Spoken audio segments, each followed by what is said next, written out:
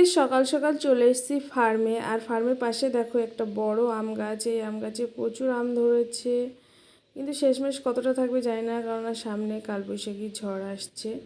আর আমি ফার্মে এসেছি তার কারণ হচ্ছে আজকে দুপুরবেলা রান্না করব, তার জন্য একটা মুরগি পছন্দ করে নেব এখান থেকে।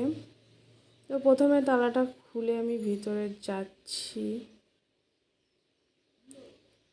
গিয়ে দেখি কোন মুরগিটা পছন্দ হয় সেটা নেব।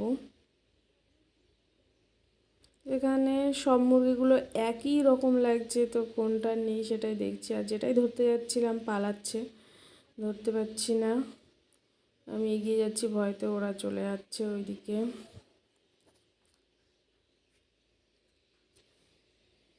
তারপর এখান থেকে একটা নিয়ে নিলাম বেছে। তো বাড়িতে গিয়ে এবার পরিষ্কার করে নিতে হবে আমাকে। তার মধ্যে আমি মাছটা কেটে রেখে দিয়েছিলাম। আর এই দেখো আমার ছেলে এবার ধরে ওকে জল খাইয়ে দিচ্ছে। সব কিছু গুছিয়ে নিয়ে এবার রান্না করতে যাব।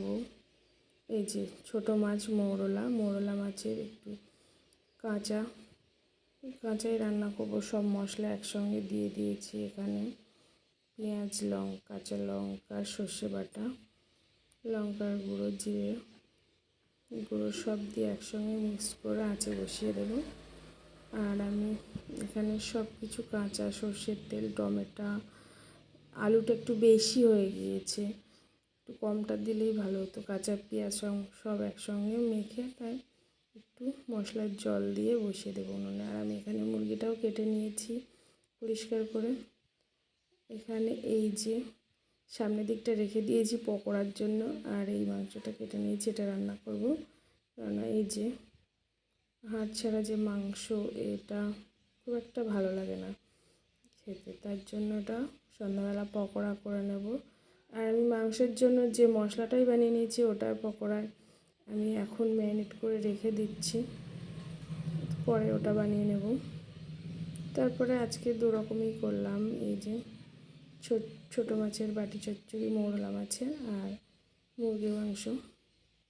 দেখো রান্না আমার হয়ে গেছে।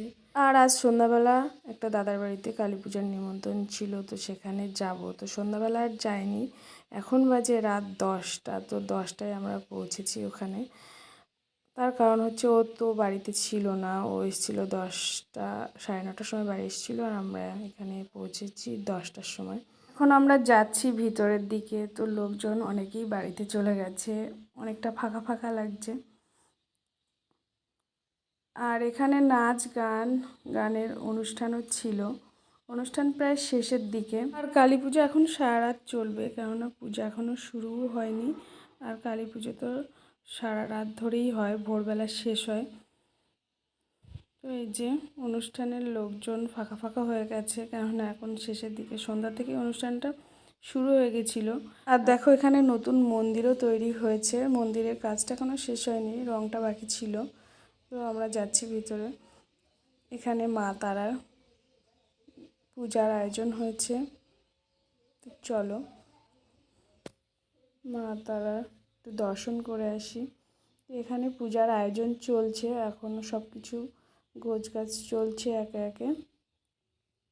একটু পরেই পূজা শুরু হবে। তারপর আমরা বসে গেছি খেতে। তো এবার খেয়ে নেব।